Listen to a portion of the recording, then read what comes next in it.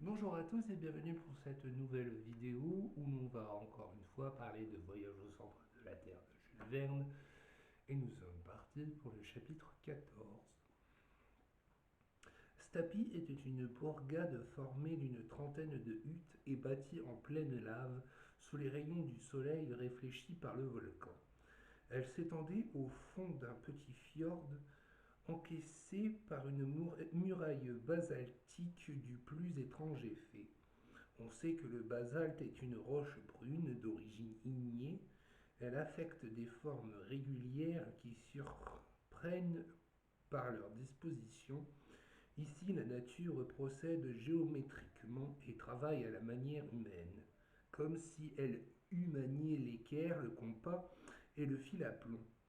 Si partout ailleurs elle fait de l'art, avec ses grandes masses jetées sans ordre, ses cônes à peine ébauchés, ses pyramides imparfaites, avec la bizarre succession de ses lignes, ici, voulant donner l'exemple de la régularité et précédant les architectes des premiers âges, elle a créé un ordre sévère que ni les splendeurs de Babylone ni les merveilles de la Grèce n'ont jamais dépassé. J'avais bien entendu parler de la chaussée des géants en Irlande et de la grotte de Fingal dans l'une des Hébrides, mais le spectacle d'une substruction basaltique ne s'était pas encore offert à mes regards. Or, à Stapi, ce phénomène apparaissait dans toute sa beauté. La muraille du fjord, comme toute la côte de la presqu'île, se composait d'une suite de colonnes verticales, hautes de 30 pieds. Ce fut droit et d'une proportion pure, supportait une archivolte faite de colonnes horizontales dont le surplombement formait demi-voûte au-dessus de la mer. À de certains intervalles et sous cet impluvium naturel, l'œil surprenait les ouvertures olivales d'un dessin admirable à travers lesquelles les flots du large venaient se précipiter en écumant. Quelques tronçons de basalte arrachés par les fureurs de l'océan s'allongeaient sur le sol comme les débris d'un temple antique, aux ruines éternellement jeunes sur lesquelles passaient les siècles sans les entamer. Telle était la dernière étape de notre voyage terrestre. Hans nous y avait conduits avec intelligence, et je me rassurais un peu en songeant qu'il devait nous accompagner encore. En arrivant à la porte de la maison du recteur, simple cabane basse, ni plus belle ni plus confortable que ses voisines, je vis un homme en train de faire ferrer un cheval, le marteau à la main et le tablier de cuir au rein. Sale vertu, lui dit le chasseur. Goddag, répondit le maréchal Ferrand en parlant finnois, en parfait finnois. Kierkegaard, fit Hans en se retournant vers mon oncle. Le recteur, répéta ce dernier. Il paraît, Axel, que ce brave homme est le recteur. Pendant ce temps, le guide menait le Kierkegaard au courant de la situation. Celui-ci, suspendant son travail, poussa une sorte de cri en usage sans doute entre chevaux et maquignons, et aussitôt une grande mégère sortit de la cabane. Si elle ne mesurait pas 6 pieds de haut, il s'en fallait guère. Je craignais qu'elle ne vînt offrir aux voyageurs le baiser islandais, mais elle n'en fut rien. Et même elle mit assez de bonne grâce à nous introduire dans sa maison. La chambre des étrangers me parut être la plus mauvaise du presbytère, étroit, sale et infecte. Il fallut sans compter le recteur ne semblait pas pratiquer l'hospitalité antique, loin de là. Avant la fin du jour, je vis que nous avions affaire à un forgeron, à un pêcheur, à un chasseur, à un charpentier, et pas du tout à un ministre du Seigneur. Nous étions en semaine, il est vrai. Peut-être se rattrapait-il le dimanche. Je ne veux pas dire du mal de ces pauvres prêtres qui, après tout, sont fort misérables. Ils reçoivent du gouvernement danois un traitement ridicule et perçoivent le quart de la dîme de leur paroisse, ce qui ne fait pas une somme de 60 marques courants. De la nécessité de travailler pour vivre, mais à pêcher, à chasser, à ferrer des chevaux, on finit par prendre les manières, le temps et les mœurs des chasseurs, des pêcheurs et autres gens un peu rudes. Le soir même, je m'aperçus que notre hôte ne comptait pas la sobriété au nombre de ses vertus. Mon oncle comprit vite à quel genre d'homme il avait affaire. Au lieu d'un brave et digne savant, il trouvait un paysan lourd et grossier.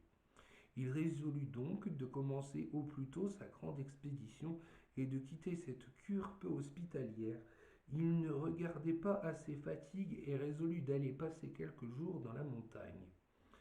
Les préparatifs de départ furent donc faits dès le lendemain de notre arrivée à Stapi. Hans loua les services de 3 Islandais pour remplacer les chevaux dans le transport des bagages. Mais une fois arrivés au fond du cratère, ces indigènes devaient rebrousser chemin et nous abandonner à nous-mêmes. Ce point fut parfaitement arrêté. À cette occasion, mon oncle dut apprendre aux chasseurs que son intention était de poursuivre la reconnaissance du volcan jusqu'à ses dernières limites. Hans se contenta d'incliner la tête. Aller là ou ailleurs, s'enfoncer dans les entrailles de son île ou la parcourir, il n'y voyait aucune différence. Quant à moi, distrait jusqu'alors par les incidents du voyage, j'avais un peu oublié l'avenir. Mais maintenant je sentais l'émotion me reprendre de plus belle. Qu'y faire? Si j'avais pu tenter de résister au professeur Lindenbrock, c'était à Hambourg et non au pied du Sneffel. Une idée entre toutes me tracassait fort, une idée effrayante et faite pour ébranler les nerfs moins sensibles que les miens. Voyons, me dis-je, nous allons gravir le Sneffel, bien. Nous allons visiter son cratère, bon. D'autres l'ont fait qui n'en sont pas morts, mais ce n'est pas tout. S'il se présente un chemin pour descendre dans les entrailles du sol, si ce malencontreux Saknussemm m'a dit vrai, nous allons nous perdre au milieu des galeries souterraines du volcan. Or, rien n'affirme que le Sneffel soit éteint. Qui prouve qu'une éruption ne se prépare pas? De ce que monstre dort depuis 1229, s'ensuit-il qu'il ne puisse se réveiller? Et s'il se réveille, qu'est-ce que nous deviendrons? Cela demandait la peine d'y réfléchir, et j'y réfléchissais. Je ne pouvais dormir sans rêver d'éruption. Or, le rôle de Scorie me paraissait assez brutal à jouer. Enfin, je n'y tiens plus. Je résolus de soumettre le cas à mon oncle le plus adroitement possible et sous forme d'une hypothèse parfaitement irréalisable. J'allais le trouver. Je lui fis part de mes craintes et je me reculai pour le laisser éclater à son aise. J'y pensais, répondit-il simplement. Que signifiaient ces paroles? Allait-il donc entendre la voix de la raison? Songeait-il à suspendre ses projets? C'est trop beau pour être possible. Après quelques instants de silence pendant lesquels je n'osais l'interroger, il reprit en disant: J'y pensais. Depuis notre arrivée à Stapi, je me suis préoccupé de la grave question que tu viens de me soumettre, car il ne faut pas agir en imprudent. Non, répondis-je avec force. Il y a 600 ans que le Sneffel est muet, mais il peut parler. Or, les éruptions sont toujours précédées de phénomènes parfaitement connus. J'ai donc interrogé les habitants du pays, j'ai étudié le sol, et puis te le dire, Axel, il n'y aura pas d'éruption. À cette affirmation, je restai stupéfait et je ne pus répliquer. Tu doutes de mes paroles, dit mon oncle. Eh bien, suis-moi. J'obéis machinalement. En sortant du presbytère, le professeur prit un chemin direct qui, par une ouverture de la muraille basaltique, s'éloignait de la mer. Bientôt nous étions en rase campagne, si l'on peut donner ce nom à un amoncellement immense de déjections volcaniques.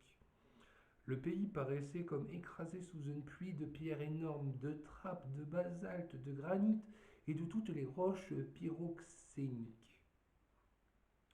Je voyais çà et là des fumerolles monter dans les airs, ces vapeurs blanches nommées rekia en langue islandaise venaient des sources thermales et elles indiquaient par leur violence l'activité volcanique du sol. Cela me paraissait justifier mes craintes. Aussi, je tombais de mon haut quand mon oncle me dit: Tu vois toute cette fumée, Axel? Eh bien, elles prouvent que nous n'avons rien à redouter des fureurs du volcan. Par exemple, m'écriai-je. Retiens bien ceci, reprit le professeur. Aux approches d'une éruption, ces fumerolles redoublent d'activité pour disparaître complètement pendant la durée du phénomène, car les fluides élastiques, n'ayant plus la tension nécessaire, prennent le chemin des cratères au lieu de s'échapper à travers les fissures du globe. Si donc des vapeurs se maintiennent dans leur état habituel, si leur énergie ne s'accroît pas, si tu ajoutes à cette observation que le vent, la pluie ne sont pas remplacés par un air lourd et calme, tu peux affirmer qu'il n'y aura pas d'éruption prochaine. Mais assez, quand la science a prononcé, il n'y a plus qu'à se taire. Je reviens à la cure, l'oreille basse.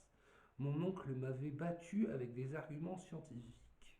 Cependant, j'avais encore un espoir, c'est qu'une fois arrivé au fond du cratère, il serait impossible, faute de galerie, de descendre plus profondément, et cela en dépit de tous les Saknussemm du monde.